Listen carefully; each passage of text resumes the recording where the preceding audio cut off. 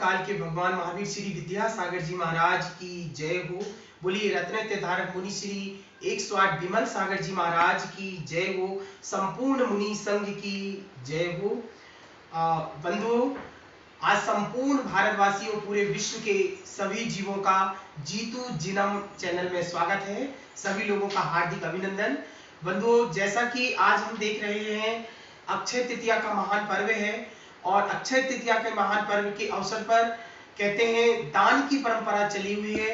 और भगवान श्री आदिनाथ जी जब आदि मुनिराज थे तो आदि मुनिराज जी के प्रथम आहार 6 महीने के पश्चात राजा श्रेयांस के घर हुए। और राजा श्रेयांस को मालूम भी नहीं कि वह कैसे आहार होना है, कैसे प्रगाहन करना है। लेकिन बंधुओं, कहते हैं जिस व्यक्ति का महान पुण्य का उदय हुआ करता है उसके घर ये परम सौभाग्य मिला करता है। और राजा श्रेयांस जैसे ही आदि मुनिराज आए, लोगों को पता चला, पड़गाहन हजारों लोग खड़े हुए, लेकिन वहां राजा श्रेयांस ने जैसे ही मुनिराज को पड़गाया और पड़गाकर अपने घर में बुलाया, उच्चासन पर बिठाला। और जैसे ही मुनिराज उच्चासन पर बैठे, बंधुओं, आंखों की धार प्रभु के चरणों पर गिर गई, आदि मुनिराज जी के चरणों पर। और गिरते गिरते अचानक जाति स्मरण हो गया उस राजा श्रेयांस को, और नवदा भक्ति कैसे करके किस प्रकार से आहार दिया जाता है, ऐसे आहार देने की पूरी विधि राजा श्रेयांस को जाति स्मरण हो गई। और राजा श्रेयांस ने ऐसे आदि प्रभु को आहार दिए। बंधुओं, कहते हैं अक्षय तृतीया महान पर्व भारत देश में मात्र जैनियों के लिए नहीं, इस संपूर्ण भारतवासियों के लिए महान पर्व कहलाता है। अक्षय का मतलब है जिसका कभी क्षय ना हो। कहते हैं बंधुओं, अक्षय तृतीया ये महान पर्व, ये दान की ये महान परंपरा है। कहते हैं ये महान परंपरा आज के दिन का वो दिन होता है जो भारत देश के संपूर्ण क्या विश्व के सभी जीवों के लिए कहा जाता है कि आज का ये महान पर्व बिना मुहूर्त का पर्व है। कोई भी कार्य यदि व्यक्ति करना चाहे तो वह कार्य आज के दिन से प्रारंभ कर सकता है। और आज के दिन से प्रारंभ करने वाला ये कार्य जीवन में कोई भी अकाट पंचम काल में है कि कोई उस कार्य को काट नहीं सकता। उसका कार्य अखंड होता है, उसका कार्य अविनाशी होता है, उसका कार्य का कभी खंडन ना होने वाला, क्षय ना होने वाला, ऐसे कार्य की उस जीव को प्राप्ति होती है।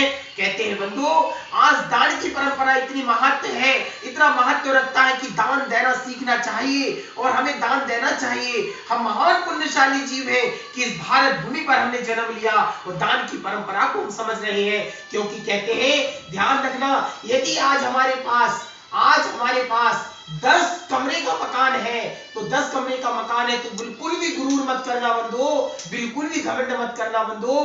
कभी ना कभी हमने जीवन में 1 कमरे का मंदिर जी में दान दिया होगा। आज उसी का ये फल है कि आज हमें 10 कमरों का मकान मिला है। बंधुओं, आज आपके पास करोड़ों की संपत्ति है, आपने जीवन में कभी ना कभी 1 रुपया मंदिर जी में दान दिया होगा।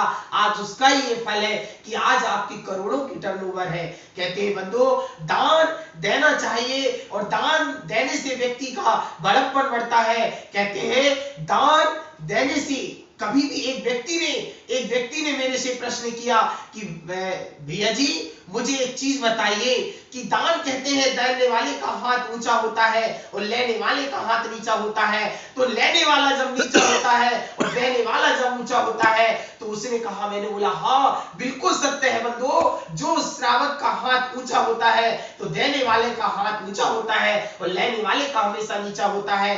तो उस व्यक्ति ने मेरे से कहा, भैया तो मुझे ये बताइए, 3 जितने भी मुनिराज हैं सभी मुनिराज जब आहार लेते हैं तो उनका हाथ नीचे होता है और देने वाले का ऊंचा होता है। तो श्रावक जब आहार देता है तो उसका हाथ ऊंचा है और मुनि का हाथ नीचा होता है, तो क्या मुनि नीचे होते हैं? तो मैंने उस श्रावक से कहा, हाँ बंधुओं, उस समय तुम महान पुण्यशाली हो कि तुम्हारा हाथ ऊंचा है, तुम दान दे रहे हो, और मुनिराज का हाथ नीचा है, वो दान ले रहा है। लेकिन हाँ, तुम ऊंचे हो, मुनिराज नीचे हैं। पर उस समय भी मैं कहूंगा मुनिराज नीचे नहीं है, उस समय भी श्रावक ही नीचा है, क्योंकि श्रावक दे रहा है तो हाथ ऊंचा है, उसका हाथ ऊंचा है। साधु ले रहा है तो उसका हाथ नीचा है, पर उस समय भी श्रावक ही नीचा है। क्यों?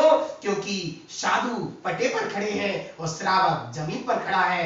अभी भी श्रावक नीचे खड़ा है और साधु पट्टे पर खड़ा है, तो साधु अभी भी ऊंचा है। कहते हैं बंधु, आज हम दान किसी को देते हैं और देते देते, हे मेरे भारतवासी, मेरे प्यारे बंधु, हम दान देते समय ये भाव कर लेते हैं कि मैं दे रहा हूं, लेकिन कहते नहीं, देने वाला इंसान कभी नहीं दे रहा है। देने वाला तो ऊपर वाला है जो दे रहा है, लेने वाला तो ले रहा है, पर देने वाला मैं नहीं, मैं तो केवल हाथ ही उठाता हूं।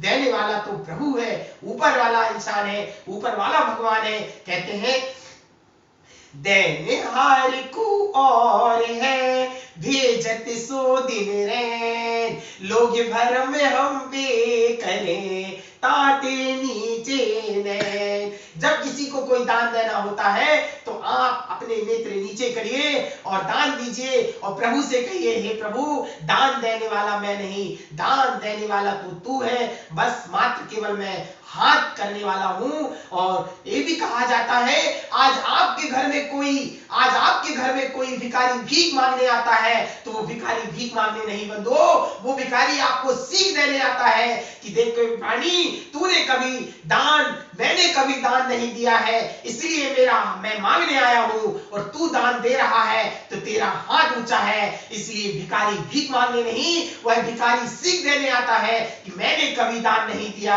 इसलिए आज मेरा हाथ नीचा है, इसलिए आज तू दान दे देना, क्योंकि आने वाला समय में हमेशा तेरा हाथ ही ऊंचा रहे। कहते हैं बंधु, दान की इतनी महिमा है, दान की इतनी महिमा है कि जिसका वर्णन नहीं किया जा सकता।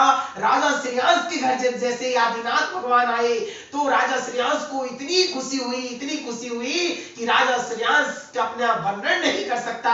और कहते हैं बंधु, जो मुनि महाराज को मन वचन काया शुद्ध श्रद्धा भाव से आहार दे देता है तो वह श्रावक भी नियम से मोक्षगामी है, भवभावांतर में वह श्रावक भी मोक्ष जाता है। और आज से ही राजा श्रेयांश ने जैसे ही प्रभु को, मुनिराज आदि प्रभु को आहार दिए और आहार देते से ही उसके घर में पंच आश्चर्य हो गए, रत्नों की बरसात हो गई, सुगंध हवा चलने लगी। कहते हैं कितना धनधान से भरा पूरा वो परिवार हो गया, चमर डुलने लगे, धुंधवी नाद बजने लगी, ऐसे पंच आश्चर्य उसके घर में हुए। और राजा श्रेयांश ने आज के दिन से वह अक्षय तृतीया का पर्व, क्षय न होने वाला वह दान हमेशा अक्षय बन गया उसके घर में, इसलिए वह अक्षय तृतीया महान पर्व बन गया। और अक्षय तृतीया का महान पर्व सभी जीवों के लिए शोभनीय है। कहते हैं बंधु, दान जरूर देना चाहिए। आज हम दिल्ली प्रांत में ही एक बात करते हैं, एक ऐसा छोटा सा प्राणी जिसने आज अक्षय तृतीया के दिन मात्र यही भावना भाई थी कि हे प्रभु, मैं अपने तरफ से एक मंदिर जी में शिखर दान करूंगा। आज उस व्यक्ति के पास इतनी संपदा है कि आज मंदिर को वो गिन भी नहीं सकता, उस जीव ने इतने मंदिर जी के शिखर बना दिए। आज दिल्ली प्रांत के पास में ही एक ऐसा व्यक्ति है जिसने अक्षय तृतीया को एक भावना भाई थी कि हे प्रभु, मैं मंदिर जी में एक प्रतिमा जरूर से जरूर दूंगा, और एक छोटी सी प्रतिमा उसने मंदिर जी में क्या दे दी, आज की प्रतिमा देना उसका अक्षय बन गया। और भारत देश में ना जाने कितने जिनालयों के निर्माण हो गए और कितनी प्रतिमा उसने दान कर दी, आज वो गिन भी नहीं पाया, और ऐसी प्रतिमा का दान वो आज भी कर रहा है। तो कहते हैं बंधु, दान बहुत महत्व रखता है। औषधि, शास्त्र, अभय और आहार, 4 प्रकार के दान होते हैं। दान कभी भी छपाकर नहीं, दान हमेशा छिपाकर देना चाहिए। एक हाथ से दान दो, दूसरे हाथ को पता ना चले, ऐसे भाव होना चाहिए। और दान देने का भाव जीवन में, मैं ऐसे बंधु आपको उदाहरण बता दूं, जो 50 लाख रुपए लोग घर में लेकर बैठे होते हैं और मंदिर जी में 100 रुपए भी दान करना चाहे तो नहीं कर सकते, दान कर ही नहीं सकते। क्यों? क्योंकि उस मंदिर की वरगणाएं, उस मंदिर की शक्ति, उस मंदिर की पूरी आने वाली आभाएं, देवी देवता उस व्यक्ति के 50 लाख को खींच ही नहीं सकती।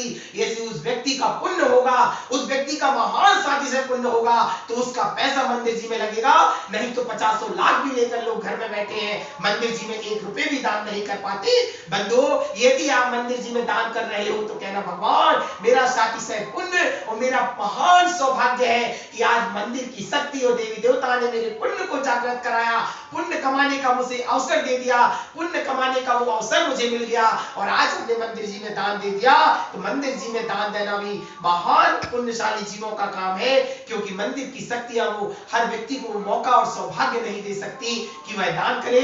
लेकिन बस बंधुओं, मैं अंत में आप सब लोगों से, पूरे भारतवासियों, पूरे विश्व के सभी जीवों से यही कहना चाहूंगा कि जिंदगी में आज राजा श्रेयांश के घर में आदि प्रभु के आहार हो गए, तो ऐसा अक्षय वो दान बन गया कि चक्रवर्ती की सेना क्या, तीनों जीवों के, लोगों के, एक इंद्रिय से पंचेंद्रिय जीव भी आकर के उसके आप भोजन कर ले तो भी भोजन समाप्त नहीं हुआ।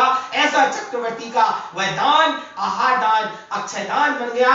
बस मैं अंत में यही कहना चाहूंगा कि हे मेरे भारतवासियों, और ऐसे राजा श्रेयांश ने जब अक्षय दान किया, उसके घर भंडार बन गया, तो देवों ने आकर के भी राजा श्रेयांश की पूजा करी, भरत ने भी आकर राजा श्रेयांश की पूजा करी, महान शक्तियों ने आकर राजा श्रेयांश की पूजा करी। और राजा श्रेयांश बंधुओं एक ऐसा श्रावक था जो तीनों लोक में, वो तीनों काल में सबसे पहला श्रावक था, सबसे उच्च श्रावक था, सबसे सर्वोत्कृष्ट श्रावक था, सबसे महान श्रावक था, जिस श्रावक के यहाँ, राजा श्रेयांश के यहाँ भगवान साक्षात आदि प्रभु मुनिराज के आहार हो गए।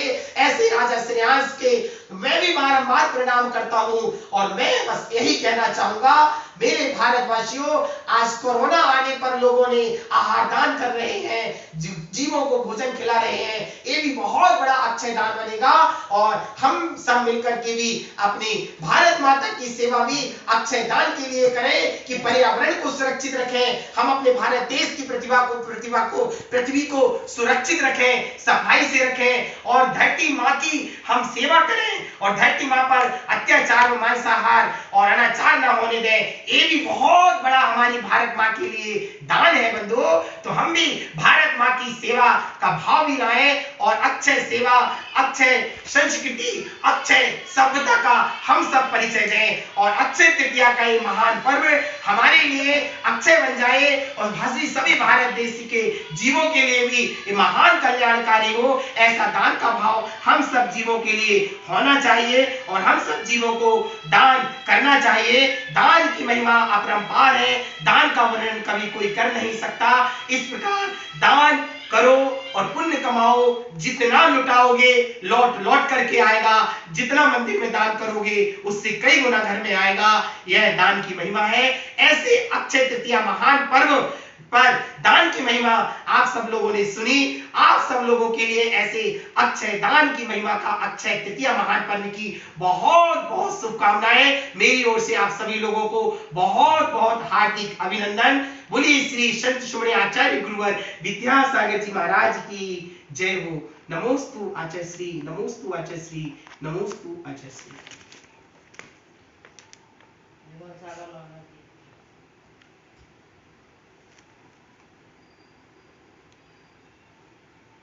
Mm-hmm.